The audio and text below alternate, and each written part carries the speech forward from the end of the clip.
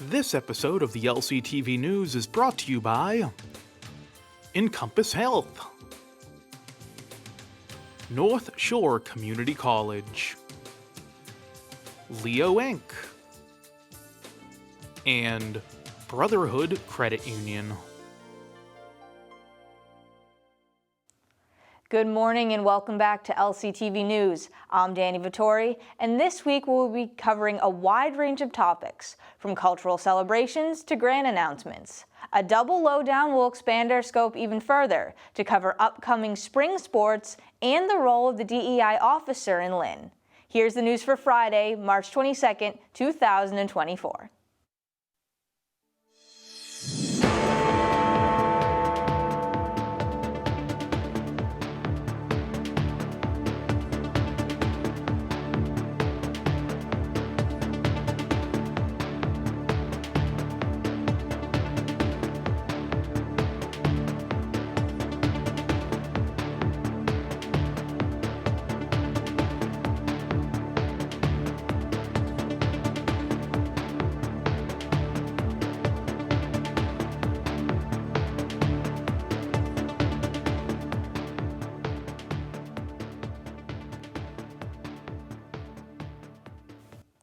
The city's comprehensive plan, Vision Lynn, has claimed its second award. In 2023, the plan won the Visionary Award from the Congress for New Urbanism New England chapter. Most recently, it earned the Unbuilt Planning and Design Honor Award from the Boston Society of Architects, the highest award in this category.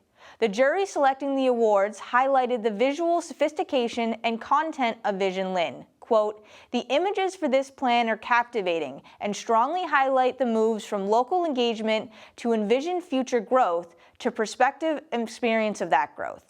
The narrative and application outlined a strong understanding of the area's industrial, economic, transit, and natural resources," end quote.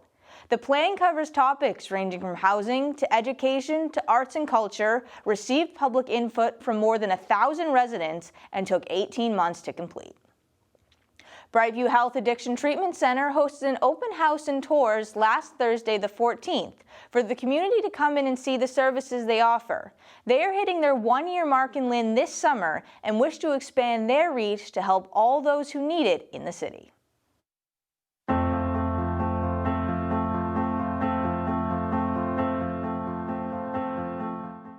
We're having an open house here in Lynn, Massachusetts.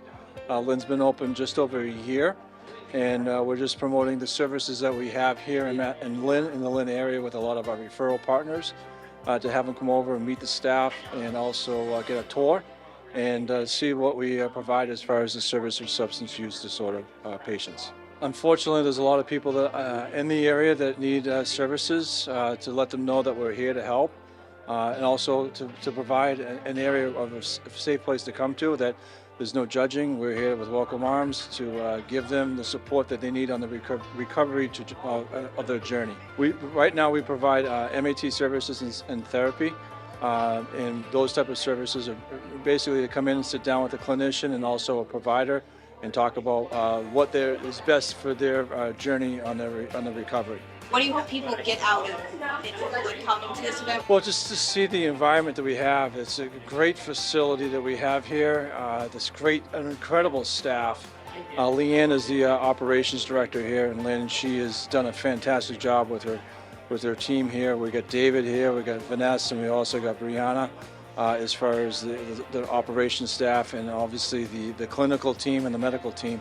And to be able to see when they come in what it's like to be a patient here and how you're treated. And you're treated, we treat the disease, we don't treat the person as a disease. We help them resolve a lot of things as far as step by step, and not just providing MAT services, but other services for life services that they may need outside of getting their substance use in order and helping them on their journey to recovery. The City of Lynn, in collaboration with Civic Plus, a government technology company, has released a new app where residents can report quality of life issues and request help.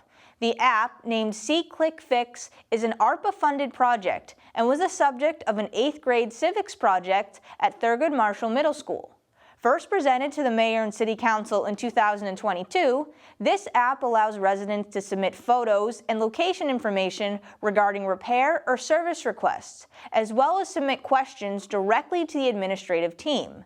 The software will also alert a resident if they're submitting a request already in the system and allow them to follow it while decreasing duplicate requests, serving the dual purpose of giving departments in the city and the mayor's office a centralized system to manage issues while engaging people throughout the process. Residents can submit problems to their government leaders and even create their own personalized watch area, allowing them to see all requests in a community, not just the ones they submit. The City of Lynn held an Irish flag raising in recognition of Irish American heritage and St. Patrick's Day on the 15th. In a brief ceremony, the flag was raised above City Hall with several local and state officials in attendance. On Friday, March 15th, in a rather short ceremony, Lynn officials celebrated St. Patrick's Day weekend by raising the flag of Ireland over the steps of City Hall. The annual celebration celebrates Irish heritage and was led, as it always is, by Richard Wall, organizer of the Massachusetts State Board of the Ancient Order of Hibernians in America. Well, thank everybody for coming out today. Our ancestors, relatives that came here, made a beautiful life for us to be able to live here in America. Right now, I'd like to go over the road and raise the Irish flag. Officials in attendance included Mayor Jared Nicholson, State Representative Dan Cahill, Councilor at Large Nicole McLean, Ward 3 Councilor Coco Allensung, Ward 4 Councilor Natasha Maggie Madre, and School Committee member Sean Reed. A chilly and also windy day, but ultimately a day of Irish warmth. For LCTV News, I'm Josh Englander. The LPS All-City Orchestra and Jazz Band performed for several schools this past week. LCTV was on scene at Harrington Elementary to capture a performance put on by a group of talented high school musicians. Here's a clip of the show.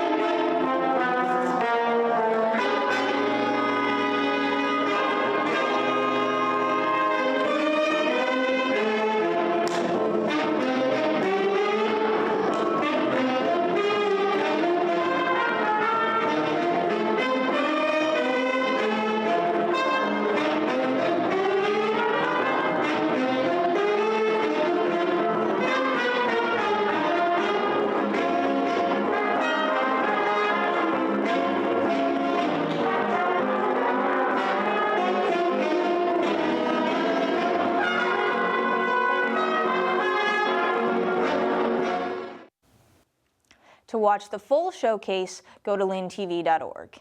In March of last year, Yield Grant announced an open call for community-focused organizations who provide foundational resources to help families and individuals achieve meaningful improvement in their well-being. The open call received over 6,000 applications and initially planned to award 250 at $1 million apiece. They then went through 3 phases of review from both internal and external panels in the fall of 2023.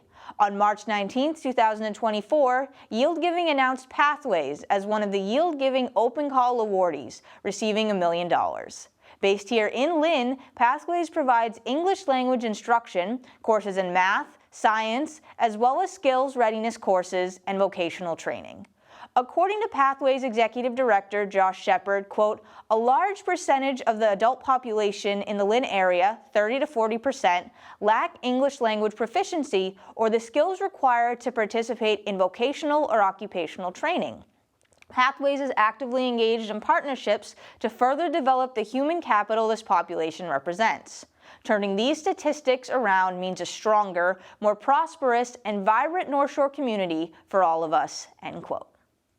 Another flag raising took place on the 19th, this time in recognition of Greek independence. Families showed up with their children in traditional outfits to honor their Greek heritage and the impact they've made on the city.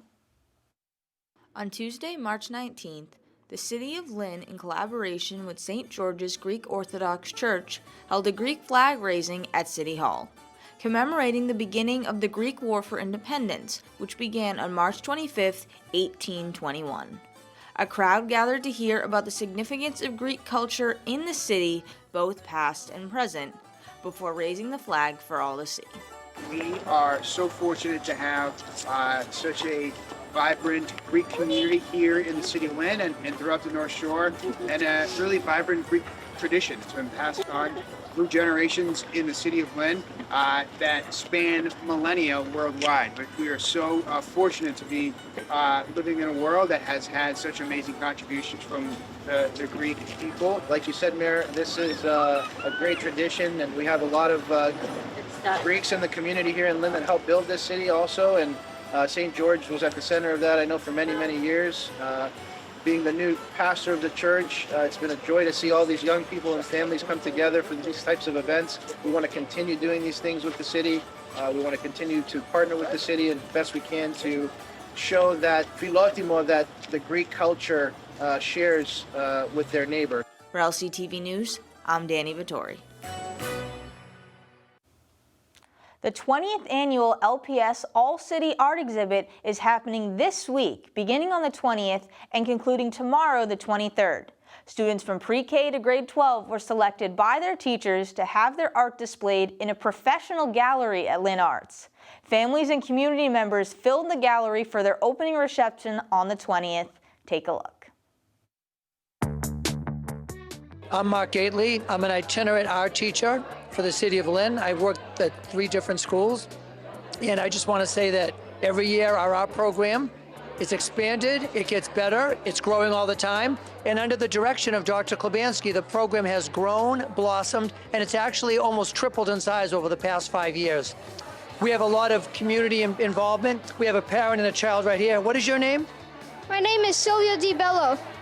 He's one of our junior artists here. My name is Sofia Juarez Esteban. Do you have artwork in the show? Yes. My art is a skater, and it's colored with oil pastels. I'm Cameron Reynolds, and I am the new art teacher at Lynn Pickering Middle School. I'm very excited to be here as a new hire, and I'm so inspired by the talent and enthusiasm at Lynn Public Schools. My name's Stephanie Fontaine. I'm the art teacher over at Sisson Elementary School. I've already had a bunch of my kids come. They enjoy the show every single year. They do a really nice job. They really love this event. It's a beautiful event. I'm so glad we have Lynn Arts for our students, for the teachers, and everyone. Hi, I'm Liz Ruiz, and I teach at the 8th grade Discovery Academy at Lynn Vocational Technical Institute. And it's the 3rd year that we've had the Discovery Art Program. I'm so impressed with their work and their abilities and their thought process of making artwork, and we're very happy and impressed with all the work.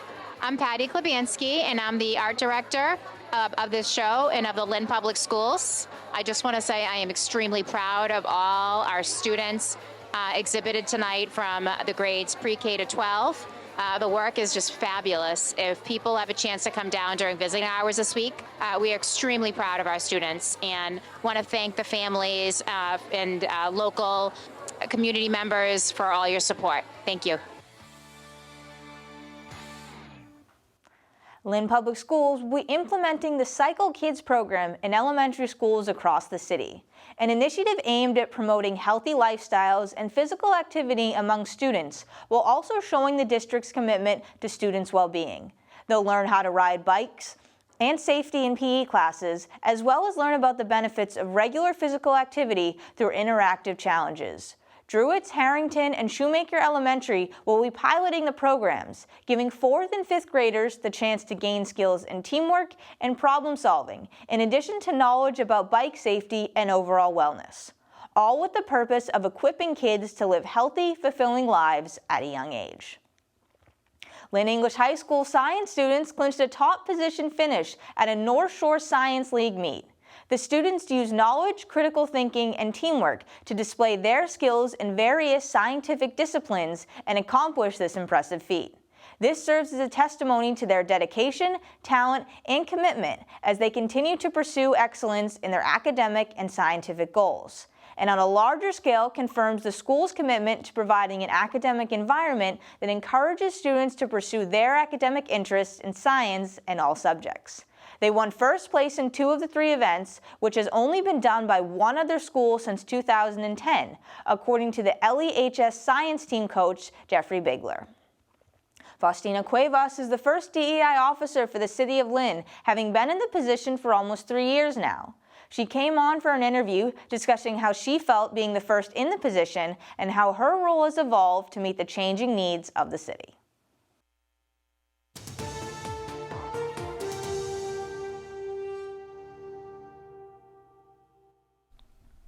Hello and welcome back to another edition of the Lynn Lowdown. I'm Danny Vittori, and today we have on the Diversity, Equity, and Inclusion Officer for the City of Lynn, Faustina Cuevas. Thank you for joining us. Thank you, Danny. Thank you for having me. Thank you, Lynn Community Television.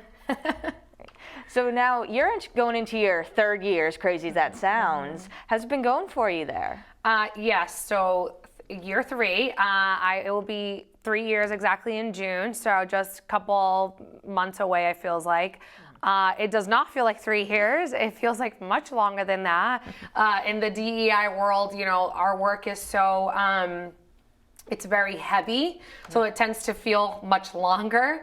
But yeah, it's been 3 wonderful years, 2 different mayors, and I've been very lucky to work with Mayor McGee and now Mayor Nicholson.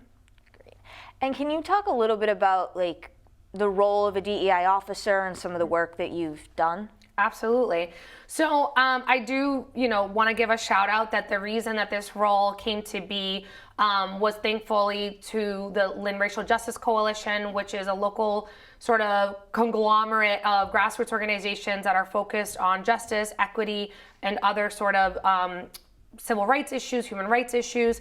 They got together sort of after the murder of George Floyd to talk about things that they wanted to see in our community here in Lynn. And one of their sort of ask and requests of the city was a DEI role, which a lot of other communities near surrounding us were already implementing. So that came to fruition. They posted the role early spring 2021, and then I was hired in June 2021. And it's been a little bit of a journey. The initial sort of intentions of what the role was and what it has evolved into has been interesting, right? Because I think initially the idea of the role was very large, to be looking at internally and externally everything that's going on.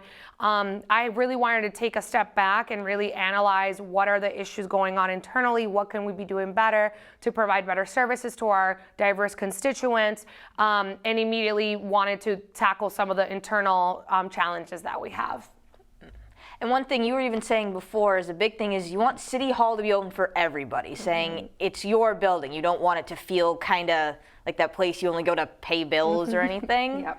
So that was a big thing for you. Yeah, that's exactly right, Danny. And that comes from my own experiences growing up here in Lynn. I used to be my mom's interpreter, so I would go with her to City Hall to pay bills, to pull a birth certificate or whatever it might be. And those experiences growing up really shaped how I felt my mom was treated, or how the sort of bias around people who couldn't speak English, and that really stuck with me, and I didn't want other people having those experiences. So one of the first things that I wanted to do when I entered the role was really tackle language access, and I'm really proud to say that thanks to the support of Mayor McGee and Mayor Nicholson, we were able to get English and Spanish signage in the building. So all of our directories are in English and Spanish when you walk into the building, or come into the building, I should say. We hired a language access coordinator to, manage all of our efforts. And we do have several interpreters, Arabic, Haitian Creole, and Spanish, that also serve the public when they come into the building. Which is, you said, great. Makes people feel more welcome and not as awkward about it. Exactly. And fittingly enough, we're right in the middle of Black History Month, and we're going to be entering into Women's History Month. So really representations of diverse, amazing cultures. So what kind of events do you put on for those? Yeah. So last night we actually had our Black History Month. It was a multi-generational panel talking about the Black experience here in Lynn, and we had an awesome lineup of panelists, and I hope people can catch that. I believe LCTV recorded it, so thank you all for that. So we had that awesome event where people were able to learn about, from the perspective of Black leaders in the community, sort of across generations, what has changed, what needs to be improved. And I do want to share a few of the things that came out of that. Our young people really talking about resources that are necessary. And then some of our other panelists too, talking about the resources that were necessary even in their time and now currently in our time. So that was heard loud and clear that our young people want more resources, more access to spaces. So that was really important for them to share that with us. In anticipation for March, we're already thinking about what to do to celebrate women trailblazers in our community. So stay tuned for that, because that's something that we are shaping up right now. And I will ask, why is community engagement so vital to a position like yours? Absolutely. Well, the whole birth of this role was because of community push, community advocacy. So I think it's really at the center of the work that I want to be doing. I think one thing that I really want to drive home is that I am a team of one. I am one person, and I think it's hard for people to understand that because I work in an office. So I think maybe the perception is like, well, you have a team around you, and I do, and I'm very lucky to have an amazing team in the mayor's office to work with. But when it comes to the day-to-day DEI initiatives, I really rely on volunteers in City Hall, some of my other colleagues to help me with planning and events and putting things together. I really rely heavily on our HR director when we're thinking about creating inclusion in the building and thinking through initiatives that we should be doing. I do a lot of implicit bias training for our city staff, which is something very important so that we can better serve our constituents. So all those things, I'm sort of operating all these sort of programs in tandem, right? So I'm doing sort of trying to execute the external piece with like the celebration of the Heritage Months, and then also execute the internal pieces. But one thing I always say to all constituents that I encounter is like, I am a phone call or an email away. I will always respond, even if I don't have the answer, even if my answer is not going to be exactly what you were looking for. I will always respond, because that is my duty and my responsibility. And I want to, and I care deeply about it. And you mentioned volunteers too. Is that just within City Hall, or could other people volunteer to help with programming or other things? Yeah, so right now I've just been relying on colleagues within City Hall, but other folks have come to me. There's been like community members that have had ideas of programmings, and I've definitely tapped into them. We've talked about it. I've helped either people coach them into sponsoring an event or hosting an event, but I'm always looking for opportunities for collaboration and supporting folks in any opportunity that they may have that are centered around like DEI. And I will ask, you came in 2021, so after a lot of what happened with COVID, so is technology a big piece of your job too? Because people saw how much you could use it to make things more accessible. Yeah, absolutely. I would say that it's been really interesting to think about how do we leverage technology to make things accessible. And one of the sort of key things that I've been tapping into and sort of the resource of knowledge of wealth that I've been tapping into is our Disability Commission. Our Disability Commission is made up of amazing commissioners who they themselves hold a disability, and they have been really integral in helping me understand what are the ways that we can be more inclusive and more accessible in the building. So that's something that I've been trying to tap into, is a lot of listening, a lot of educating myself, and being able to think about, okay, what now does this look like in action? So I've been taking sort of the lead from our Disability Commission around accessibility, because I definitely feel like they're the experts in that space, and I'm thankful for their knowledge, and I continue to listen and try to apply the information they're sharing with me. And they also won recently, they were awarded a grant, an ADA grant. It's called an ADA municipal grant. And that will also help us make the building more accessible. That's all fantastic things to hear, and you're talking about you listen, you learn so much. So looking towards the future, what would you say are your goals going into this new year? Yeah, so I think it's trying to figure out the ways that we can make City Hall more accessible. So just a few things we've done just even recently. We put changing tables in all the public restrooms. That includes women and men's restrooms. We recently installed feminine products for free that are available to the public in all the public restrooms as well, all the women's public restrooms. Those little things go a long way, especially when you think about how expensive feminine hygiene products are. Having those small ways that the building can be accessible to people, that they can walk into a restroom and have their minimal needs met in a way that secures their ability to not have to ask for something. Those sort of small, what I call low-hanging fruit, are really important. And thinking of ways that we can continue doing that is going to be a goal of mine. Last year, I applied for a grant through the state to conduct an equity audit, and we are actually, it's an internal equity audit. We're actually halfway through that audit, and that would also allow us to think through how we can make things more inclusive internally as well. You definitely go full steam ahead with it, with how busy you are.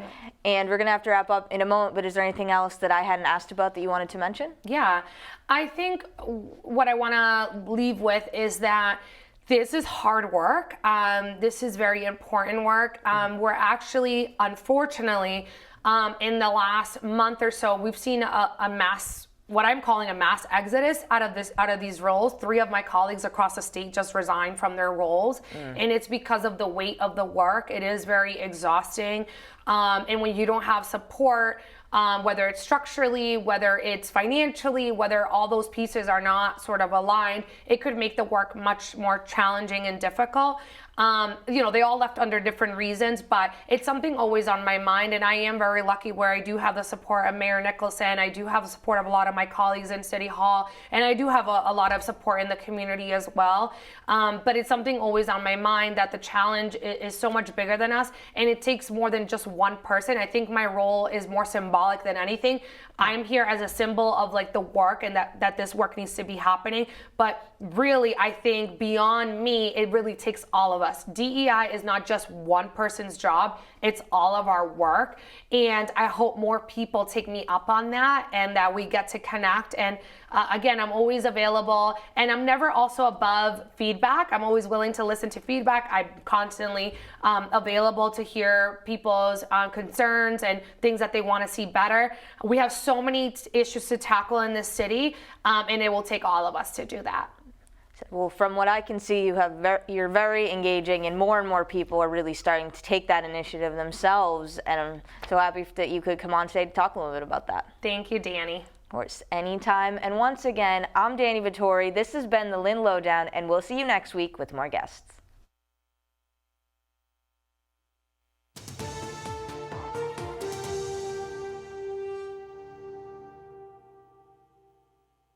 Now we toss it to the sports update.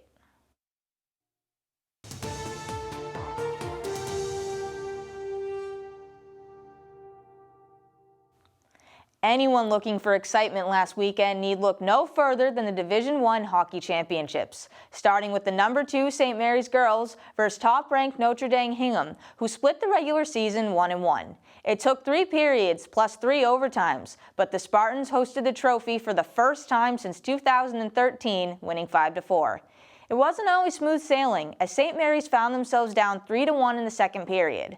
But they never quit, as freshmen Alyssa Norden and Bella Freitas netted a goal apiece, equalizing the game with just under 2 minutes remaining in the second. Freitas scored again in the third to give the Spartans a 4-3 lead, but Notre Dame struck with 7 seconds remaining in regulation for a 4-4 tie.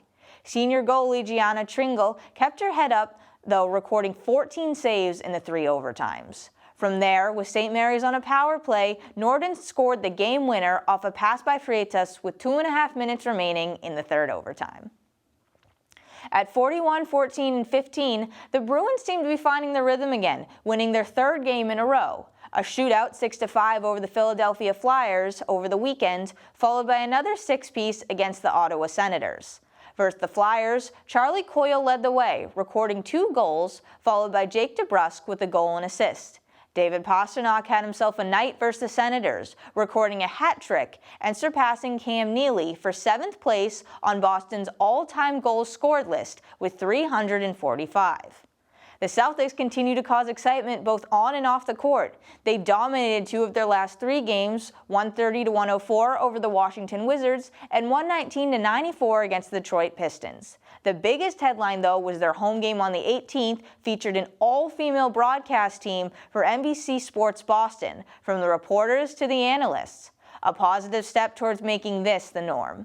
Speaking of reporters, Derek White received a Gatorade bath during his post-game interview in celebration of his first ever triple-double, 22 points, 10 rebounds, and 10 assists. He was joined by several teammates in the scoring fest, Jaylen Brown with 31, Peyton Pritchard netted 23, and Kristaps Porzingis added 20.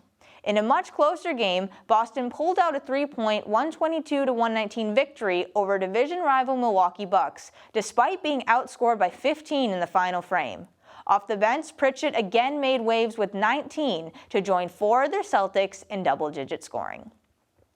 East Lynn Little League is starting back up again, with tryouts beginning this weekend for both baseball and softball. Board members from the league joined us on the Lowdown to discuss their upcoming season and the advantages to joining a team.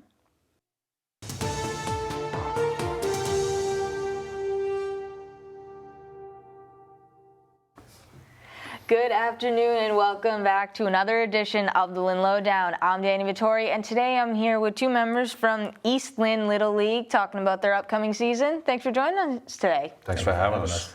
So, quick, can you just introduce yourselves a little and then how you originally got into this program? Well, my name's Charlie Deneen. I'm president of East Lynn Little League, and I started in this program because I started to coach my youngest son. He's 7, he'll be 8 this July. So I stuck with the program. Great. And my name is Wendell Pont. I'm the softball director, and I coached last year, and this year I came as a director of softball. Awesome. And I know I'd say it's Little League, but what ages specifically can play? So for baseball, it's 4, starts at T-ball and then up to 12 years old. Softball's a little different. Yeah, softball is 6 years old, and we go up to 16 years old. Okay, so you go up a little into high school. A little into high school.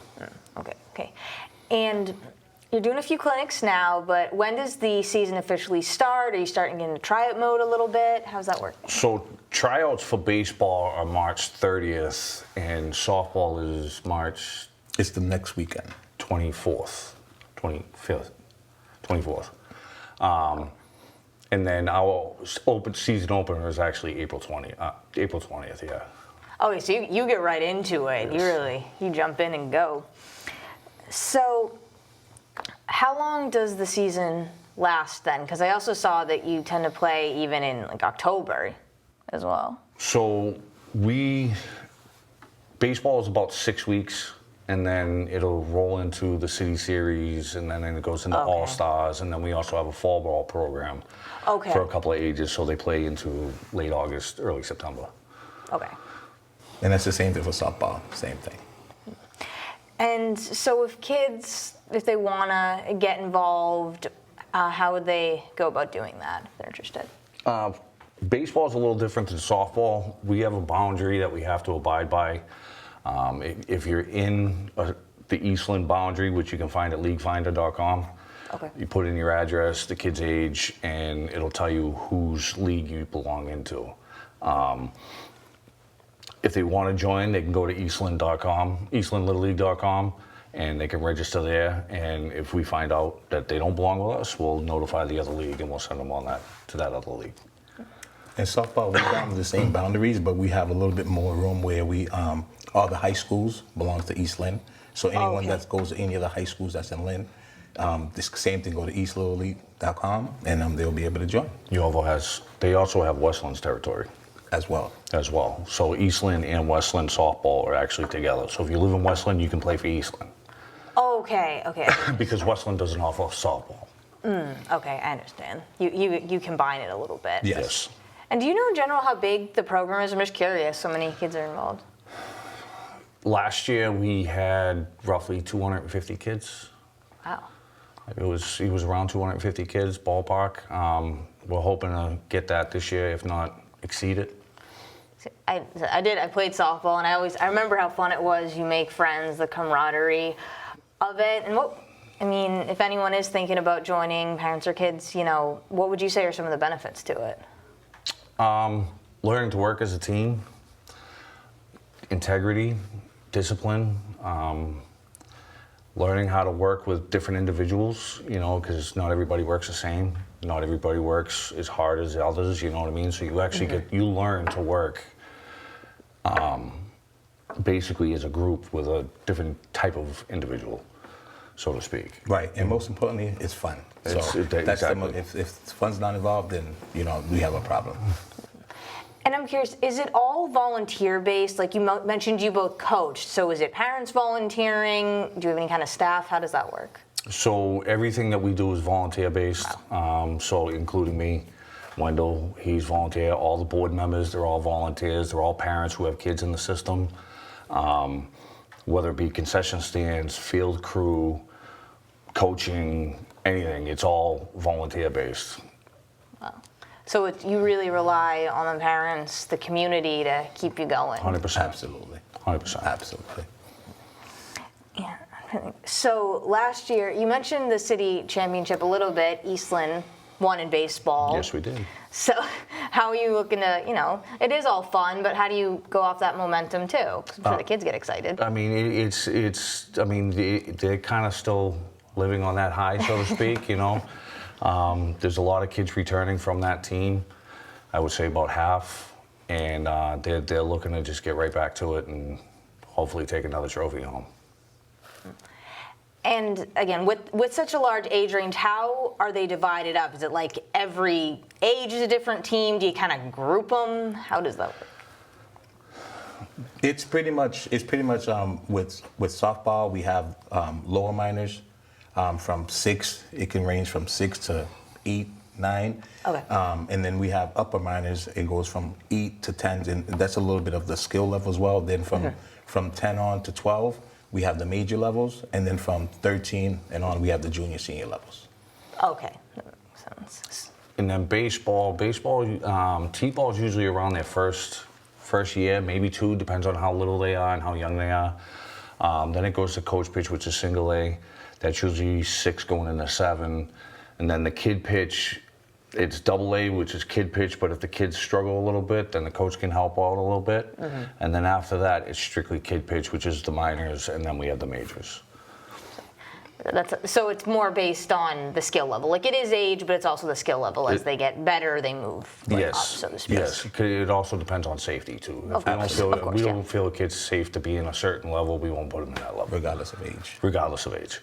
Mm-hmm. And I have to ask, since you've both been in this for a few years, were there any memories or highlights or anything that's really stood out for you as a coach and now as board members? I have one. I have a player last year who struggled a lot.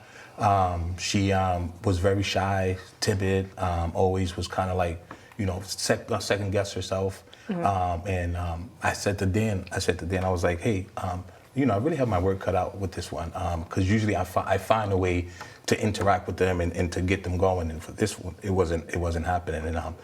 And finally, at the end of the season, this girl really turned around the corners, and next thing you know, she was like at the we had a little last day of the season pizza party. And she came up to me, she was like, Coach, can you and I do a TikTok? And I was like, absolutely. So that's like that's what makes my day. I would say last year, being a coach of my son's team, seeing the progression that these kids made, seeing how hard they wanted to work, and how much they just had fun, you know, and now being a board member, I can't necessarily manage a team because I am the president. So now seeing them around, I see them in the store, see them outside of schools. They're like, Coach, you know, they just love coming up to me, and it makes it all worth it when you do that. It's all about the kids, you know. So, and do you have a lot of kids? Do you say once they enter into it, they keep going, like they keep moving up into the league, into the ranks? Is that common? I would actually. The former president, Dan Johansson, and I were just talking about that. I would say retention growth is probably in and around like 60%. And it all depends. Some kids they're not made out for it and they just don't like it, and a lot of them do progress. A lot of them do come back, you know. And I think that's what helps the league grow and become stronger is when that happens.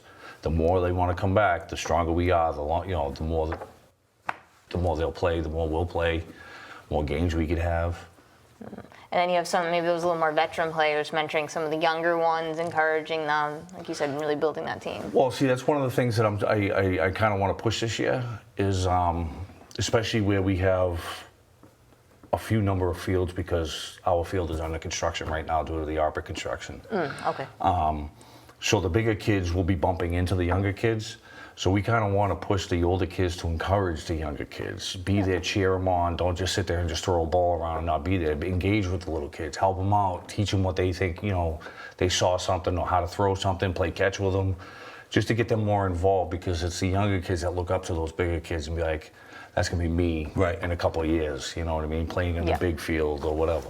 And that's the same thing with the clinics that we have now. We have some of the veteran players that they also come and volunteer and they helping run the clinics, teaching the kids, catching the balls for them, encouraging them. And then when they see the older kids throwing the ball, hitting the ball, and like Chuck said, you know, I want to be like that, and that's how we recycle the whole veterans and come and help out the younger ones. The whole full circle thing. That's 100%. We always love to see. It's always great when you see the younger kids want to be them, and then they grow up and do the same thing. Yes. And I will have to wrap up in a moment, but was there anything that I hadn't mentioned or didn't touch upon that you wanted to say? I think the junior, senior softball, we haven't had a team in a couple of years, and we're bringing it back. Right. I think the numbers look strong this year. I hope more and more kids want to come out and play. We still have a couple more clinics left for baseball. I think there's 2 left for softball. We have 2 for baseball, and then our tryouts are March 30th. That's for ages 9 to 12. Great. In our clinics, our softball clinics that breed from 2 to 5, with the younger girls coming in at 2, the older girls coming from 3 to 5. So, we just encourage a lot of girls to come out, especially come register, put the TikToks down, put the phones down, get off the couch. You know, come and register. It's fun. It's a learning environment, and you know, we'll love to see every single girl that is eligible to play in East Lynn to come and try out. Same with the boys. Get off the couch, come play. You know, come be part of the East Lynn community. You know, it's one of the things. Right? It's one thing that I've noticed over the last couple of years. We've become more of a family-oriented league than just a community league. It's growing. It's almost infectious. Right. And then volunteers. The volunteers is a core part of what we do. We need more volunteers. We need more parents to come. Instead of sitting at the games, I know you're watching the game, but you come out and help out, loan a hand. It'll make the program grow and better and bigger and make it more fun.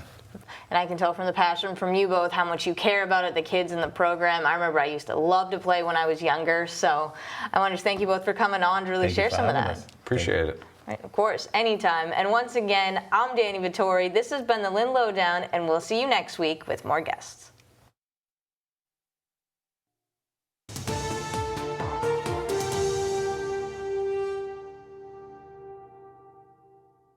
Now the community calendar.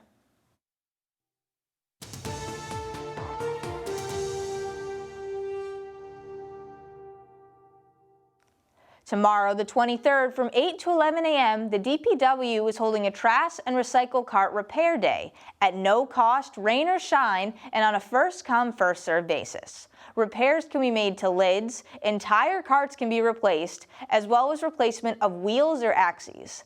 This is for 64-gallon trash and 94-gallon recycle carts. The next repair day will take place in late April. Kids and families are invited to meet the Easter Bunny at City Hall next week in anticipation of Easter. There are 3 time slots available: Tuesday the 26th from 3:30 to 7:30 p.m., Wednesday the 27th from 1:30 to 3:30 p.m., or Friday the 29th from 9 a.m. to noon. This is a free Bring Your Own Camera event put on by the City Council, Mayor Nicholson, and the Parks and Recreation Department.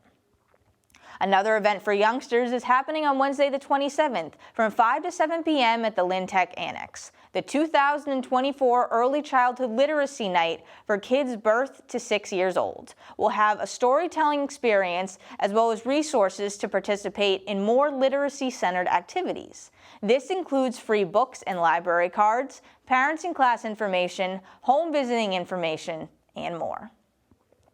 That is all the news for this week, but you can stay current on what's happening in real time by visiting our website, lyntv.org. For government meetings, interviews, and member shows, visit and subscribe to Lynn Community Television on YouTube. And follow at Lynn Community Television on social media for press releases and other announcements. I'm Danny Vittori, this is LCTV News, and we will see you next week.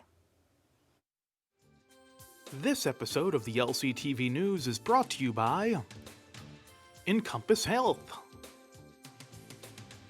North Shore Community College, Leo Inc.,